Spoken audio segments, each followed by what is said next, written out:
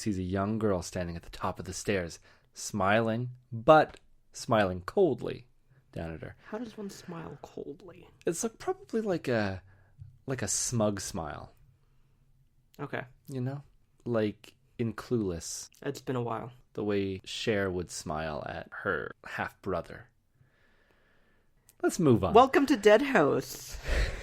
I'm just trying to explain to you what a cold smile is. Yeah, I I what moved it is. on already. All right, so cold smile is happening. She calls over her father, but the girl disappears. And then Papa just says, probably just a pile of clothes, Amanda. Yeah, because I mean, piles of clothes look exactly like people, little girls. Yeah, I mean, like Amanda, he's basically saying, Amanda, I don't care about what you got going on. I got my own stuff to worry about. I've got to write about Tacoma. Tacoma. That's where he travels to. He doesn't travel like out of the country. No, we gotta write about that gas station we picked up some cold medicine at. 29 cents a liter. Oh no, I'm sorry. It's gallons down there, huh? Yeah. Yeah. So Amanda is skeptical about this, but pretty easy to be like, she move past it. No, those are just clothes. Yeah, and she's able to decide it too. In a pile. Yeah, she decides it. She's like, I decide it was just a pile of clothes. I decide my own life. Once outside, Josh admits something. He had a nightmare too. What was it about? Just boys in his room being mean and laughing. That wasn't a nightmare. That was your dad and... Oh.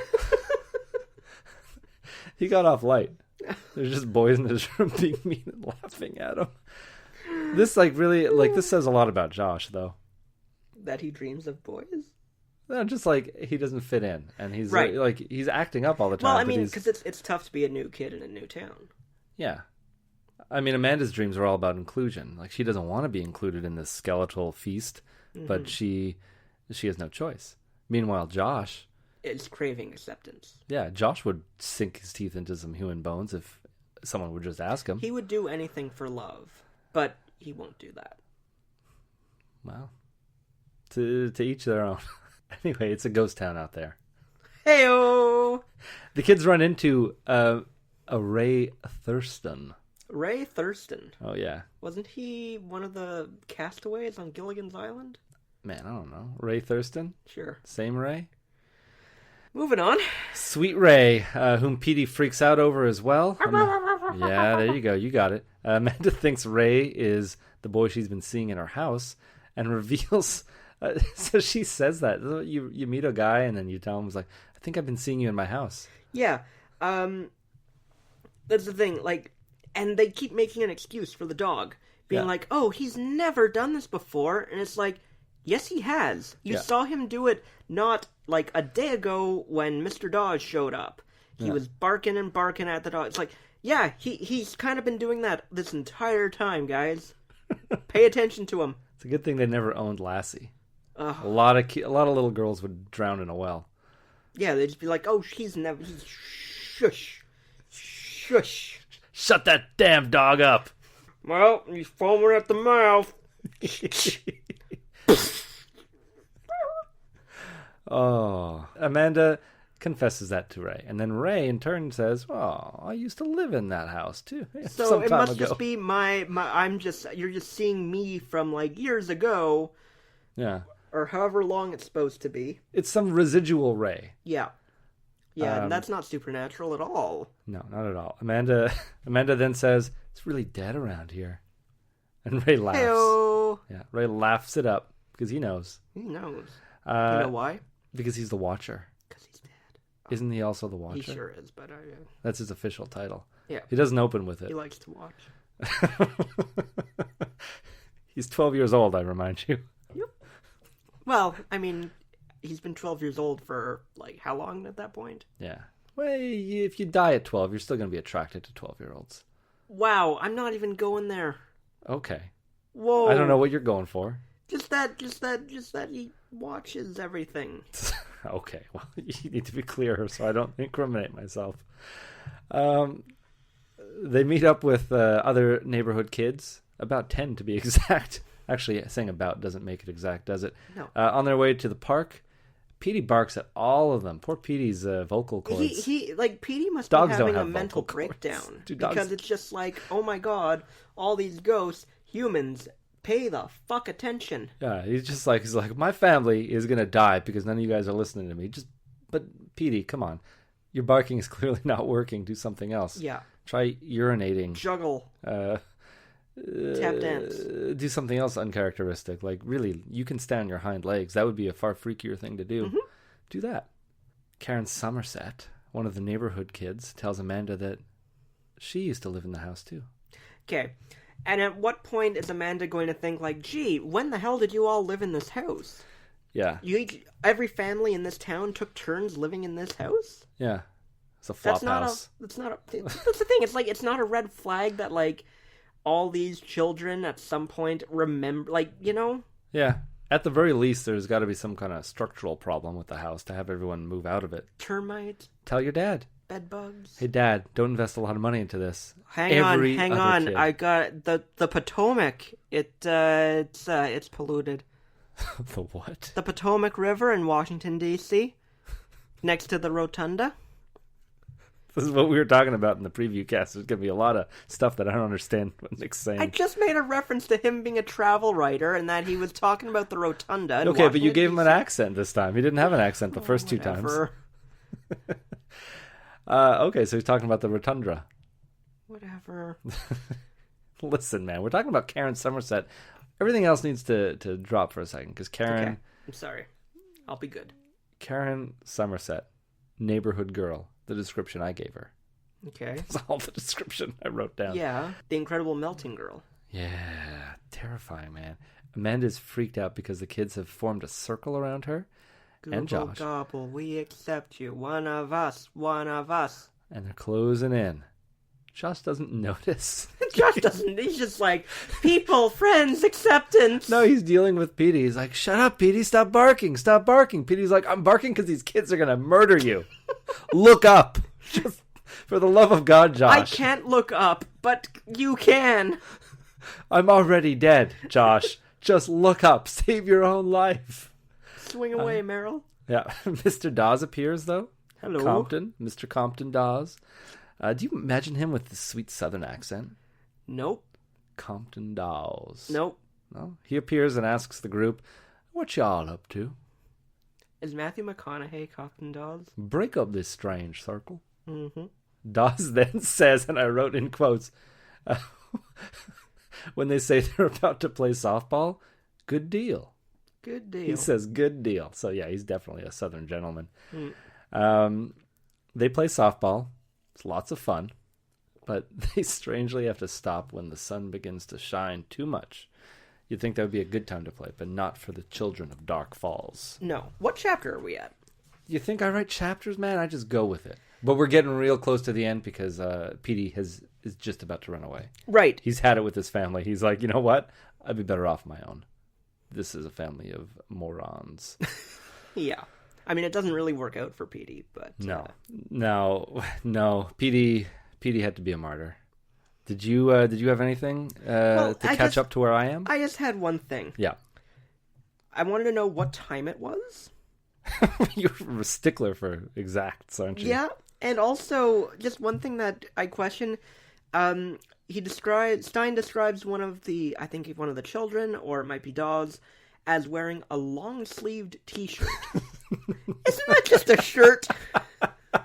Who's wearing a long-sleeved t-shirt? Okay. No, it's either Dawes or Ray Thurston, right? I mean, there's other characters, too. There's George Carpenter, neighborhood boy. He's on the top of the world. Jerry Franklin, neighborhood boy. I don't know any Benjamin Franklin songs. Over the next few days, they all hang out together. Amanda got used to the sounds of whispers in her room. The end. Yeah, I mean, she's just basically living on the island from Lost. Yeah, that's cool. Yeah. She doesn't need a lot to accept. Mm-hmm. No, not really. There's a little more to it. One day, while playing in the park with the other kids, Petey gets loose from his leash, runs away. Where does he run to? Could it be where he ran to the first time? It could be. But they don't bother to check? Not right away, man. No. No. What's wrong with these kids? They run home. They act smart. Oh, but they're not. But like they pretend they're smart, but they act real dumb. Yeah. And you think, for someone like Josh, who Petey is Josh's whole life. Yeah. And he doesn't... A boy's best friend is his dog. Yep. But I think Petey's had it. Petey has had it with all of them. He's just like, screw you guys, I'm going home. And by home, I mean doggy heaven. Doggy hell, even. It's better than what he's living through. The Bensons can suck it. Wow. That's what he says. Dogs are vulgar, especially Petey. Yeah. So Amanda and Josh, they go crying. They're crying at home. They're like, Petey ran away. Petey ran away. What are we gonna do? Him. It's a small town. We gotta call the police. We gotta put up signs. Call the police. Call the police. Call the police. But no, the parents' answer to this is like, well, that's real sad, but we're going to a potluck party tonight. Yeah, so fuck you, kids. Aren't you happy we're not fighting about the fucking bacon? Yeah, you're on your own. No, just here, take this halogen flashlight. Yeah, just in case that'll come in handy in this house with electricity. Yeah, they really made a point to say it was halogen. Yep.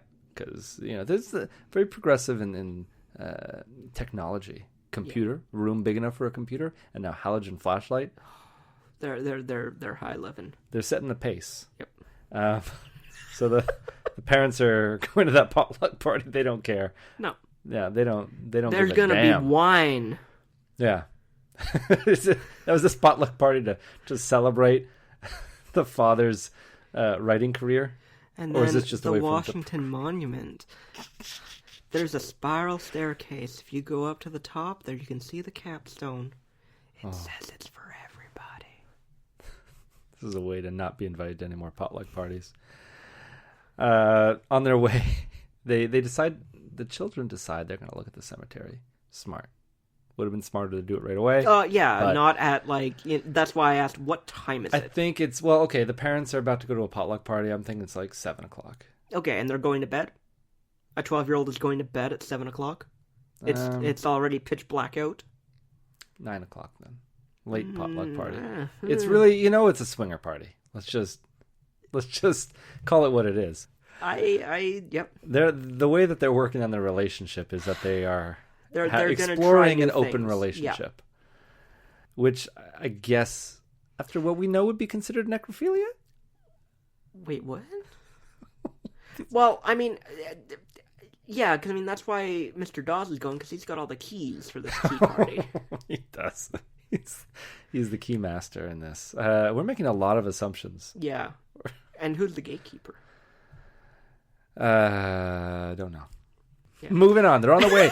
They're on their way to the cemetery, but they run into Ray Thurston, who's thirsting for thirsting for blood. Yeah. Apparently, because they're vampires.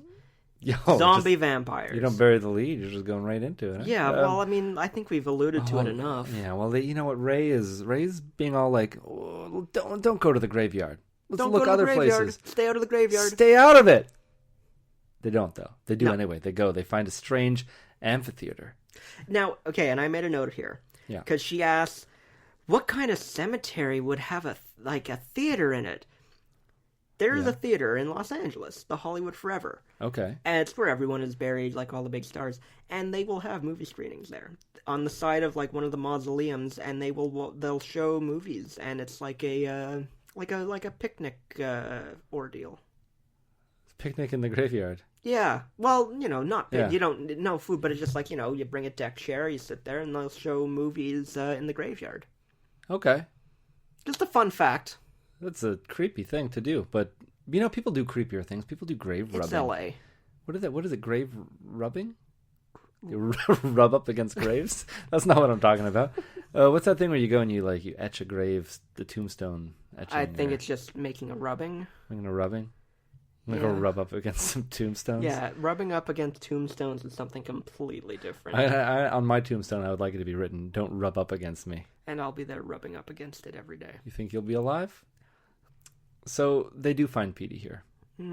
But what's wrong with Petey? Petey stinks. Oh, he smells like rotten chicken. Yeah, and he does not seem to acknowledge them. He just stares at them coldly and trots away. Yeah. Amanda goes after him, and she stumbles across tombstones. Tombstones, who'd have thunk? In a graveyard? Yeah. I wouldn't. Now, these are not